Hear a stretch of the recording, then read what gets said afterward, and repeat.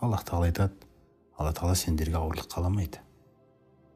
Өйткені ауырлықтың көкесі, құрметті жамағат, қиямет сағаты күні болады. Біз қазір нәпсіге ереміз. Неге? Өйткені біз ақыретті де, қияметті де, қияметтің күллі қиыншылықтарын алыс көрудеміз біз. Алайда Аллах тағала оны жақын көруде. Қараңыз қандай адалдық жасауда бізге. Ол жақын көруде, сондықтан осы білімі келді. Ал біз алыс көреміз. Алла бізбен екі арадағы мәмілесінде бізге адалдығын сақтайды. Ал бізде біздің тарапымыздан оған қарай жаңағыдай нәпсіге еруіміз арқылы қиянаттар кетіп жатыр. Міне сондықтан бұл Рамазан бүгінгі күні нәпсіге ғана ауыр, иманға ол ауыр емес. Өйткені иман түсінеді. Осы Рамазан айындағы сабырлығың, төзімділігің ертең қиямет күні адам бүкіл өмірінде сезіп көрмеген жеңілдікті әкелетіндігінен, және де адам өмірінде сезіп көрмеген бақытты әкелетіндігін. Сондықтан да ораза нәпсіні әлсірететін, иманды, ықыласты, тақуалығыңды күшейтетін амал. Бір күн ораза ұстау арқылы мұсылман адам өзінің нәпсісін жеңе білгені үшін, сол күні нәпсісіне мүлде шанс бермей, Аллаға ұнайтын халде өмір сүрген үшін бір күн өмір. Бұл амалдың Алла тағалаға ұнайтыны соншалықты, пайғамбарымыз саллаллаху алейхи уассалам Абу Сағид Аль-Худридің риуаят етуі бойынша мынандай сауапты баяндауда. Мән сома яуман фи сабилиллахи бағадаллаху бейнаху ва бейнан нари бизалика лияуми сабағина хурифан. Құрметті жамағат, ораза деген нәрсе нәпсімен күресу болғандықтан, ол амалда, ол халда Алланың жолында деп атайды екен пайғамбарымыз саллаллаху алейхи ва саллям. Міне қараңыздар, кімде-кім Алланың жолында бір күн нәпіл ораза тұтса, бағадаллаху бейнаху ва бейнан нари бизалика лияуми сабағина хурифан. Аллах тағала сол құлы мен тозақтың арасын сол күнгі ұстаған оразасы арқылы 70 күзге алыстатады дейді. Яғни құл мен тозақтың арасында 70 жылдық қашықтық пайда болды. Міне Алла тағала бір нәпіл оразамен тозақты құлынан қанша қашықтық алыстатып тастады. Тағы бір сөзінде пайғамбарымыз масирата миата амин деген 100 жылдық уақытты қамтитын қашықтыққа алыстатады дейді. Тағы бір сөзінде жаалаллаху бейнаху ва бейнан нари хондақан кама бейнас самаи вал ард. Аллах тағала сол құлы мен тозақтың арасына үлкен ор жасап қояды дейді. Ор үлкен, оның көлемі көк пен жердің арасындай дейді.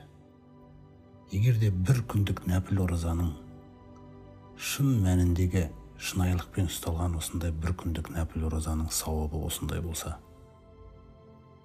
нәпіл оразаның, онда парыз, Рамазанның парызының әр күні үшін, немесе оның толық ай бойы ұсталған оразасы үшін қандай сауап болғалы тұрғандығы бізді қызықтыруда. Міне сондықтан да бүгінгі бір күндік нәпіл оразаның нәпсіге ауыр тиюі, алайда мұсылман соған қарамастан соны ұстап, Алласының дидарын, Алла тағаласының разылығын, қияметтің жеңілдігін іздеуде қол жеткізген нәрсесі, қараңыз, тозақ пен оның арасы үлкен қашықтыққа алыстайтын сауапқа елендіреді екен. Міне жеңілдік, Алланың қалап тұрған жеңілдігі ертең қиямет күні алдыңнан шығады. Олай болса Рамазан айының оразасы, құрметті жамағат, сол Алла тағала жақын көріп тұрған қияметті біздің де жақын көруімізге көмектесетін ай. Сөйтіп, сол қияметтің қиыншылығынан сақтануға өте үлкен дәрежеде мүмкіндік беретін, өте үлкен дәрежеде жеңілдік сыйлағалы тұрған айда бұл. Бұл Рамазан айы, құрметті жамағат, бізге келгенде өте бір керемет мазмұнда келеді екен. Анас ибн Малик радиаллаху анху айтуы бойынша, Рамазан айы кірген кезде Аллах тағаланың елшісі саллаллаху алейхи уассалам бұлай деп таныстырды: «Хаза Рамадан қад жаакум». Міне бұл Рамадан сендерге қарай келді. Шахрун мубаракун. Бұл сондай мубарак ай, береке шашатын ай. Фарадаллаху азза ва жалла алейкум сиямаху. Ұлылық пен үстемдіктің иесі болған Аллах тағала сендерге бұл айдың оразасын парыз қылды. Иза канат аувалу лейлатин мин рамадана. Рамазан айының әуелгі түні кірген кезде суффидат аш-шаятину ва марадатул джинни. Рамазанның әуелгі түні кірген кезде күллі шайтандар мен жамандыққа қарай бұйыратын қасарысқан жындар кісенделеді. Міне Аллах тағала көзімізге көрінбейтін дұшпандарымыздың барлығын кісендеп, тек қана өзіміздің бойымыздағы нәпсімен жеке қалдыруда. Ал енді осы нәпсіңді тәрбиеле дегендей. Күрес, көрсет жәннатты.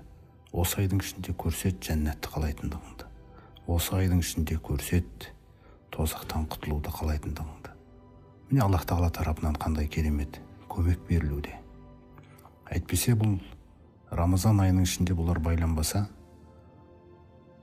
Алла тағала Ниса сүресінде айтқанындай: Аузу биллахи минаш шайтанир раджим. Валаула фадлуллахи алейкум ва рахматуху латтабағтумуш шайтана илля қалила дейді. Егер де сендерге Аллах тағаланың зор кеңшілігі мен рахымы болмағанда, яғни осындай шайтанның ықпалынан сақтап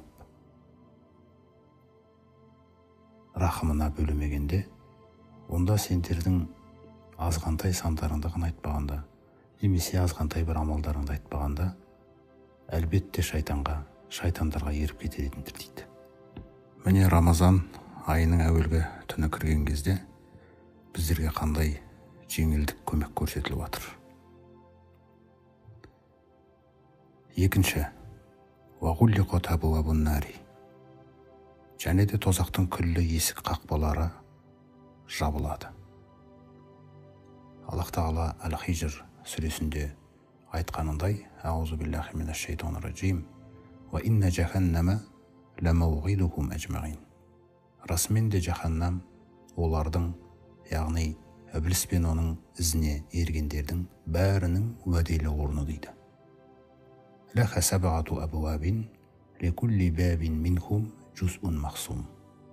Оның, яғни жаханнамның 7 қақпасы бар. Әрбір есік қақпаға олардың, яғни Ібліс пен оның ізіне ергендердің бір бөлігі бөлініп қойылған дейді. Міне тозақтың есіктерінің күллісі жабылуы арқылы Алла тағала өзінің рахымымен бізге тозақты қаламайтындығы, бізге тозаң салмағындай әділетсіздік қаламайтындығы, тек қана өзіміз Алла тағаланың білімін, қадірін абайламай, оған бойұсынбай тілазарлық қылуымыз арқылы сол тозақтың қақпасын өз зұлымдығымызбен ғана қағып жүрмесек. Вағуллиқат абуабун нари фалам юфтах минха бабун. Тозақтың күллі қақпа есіктері жабылады да, олардың бір есігі де ашылмайды дейді. Рамазан аяқталғанға дейін. Тағаланың келесі сыйы: Ва футихат абуабул жанна. Және де жәннаттың күллі есік қақпалары ашылады. Фалам юғлақу минха бабун. Міне бұл есіктердің ешбіреуі жабылмайды, ашық тұрады. Яғни Аллах Тағала бізге бұлайда жәннатқа кірем дегендер бар болса, міне есіктер ашық тұр. Күллі нәрсе сенің тек қана өзіңнің нәпсіңде ғана болуы мүмкін. Кезінде пайғамбарымыз саллаллаху алейхи вассалам айтқандай, менің күллі үмбетім жәннатқа кіреді, тек кім оған кіруді қаламаса, сол адам ғана кірмейді дейді. Сонда сахабалар, Аллахтың елшісі, жәннатқа кірмеуді кім қалауы мүмкін деп таңғалады. Сонда пайғамбарымыз саллаллаху алейхи вассалам, кімде-кім маған бойұсынса, сол жәннатқа кірді. Ал кімде-кім маған бойұсынбаса, онда сол ғой кіргісі келмей тұрған, кіруді қаламай тұрған адам дейді. Міне осылайша Аллах Тағала да, оның елшісі де бізге тозаң салмағындай әділетсіздік қаламайды. Яғни жәннаттан, жақсылықтан, абырой беделден кедергілеп тұрған басты бөгет өзіміздің нәпсімізде, пиғылымызда өмір сүріп жатыр екен.